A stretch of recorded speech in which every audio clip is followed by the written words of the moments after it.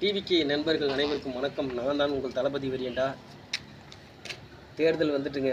இந்த தேர்தல் வந்தாவே 500 நோட்டும் 200 நோட்டும் அப்படியே பறக்கும். எதுக்கு தானே கேட்குறீங்க? இந்த ஓட்டுக்கு காசை கொடுத்துருவானோ, ஏன்னா இந்த 4 வருஷம் செய்ய மாட்டானோ. மக்கள்கிட்ட போய் இந்த ஓட்டுக்கு 1000 ரூபா கொடுத்தனா மக்களும் அதை வாங்கி போட்டுடுறாங்க. அதை போட்டுட்டு அடுத்து செய்யலைன்னு திரும்பி அப்படியே அதே திரும்பி கண்டினியூ பண்ணிகிட்ருக்காங்க. தயவு செஞ்சு சொல்கிறேன், ஓட்டுக்கு காசு வாங்காதீங்க. ஒன்றே ஒன்று சொல்லிக்கிறேங்க, எங்கள் தளபதி பின்னாடி இருக்கிற கூட்டம் பணத்துக்கு விலை போகாத கூட்டம்.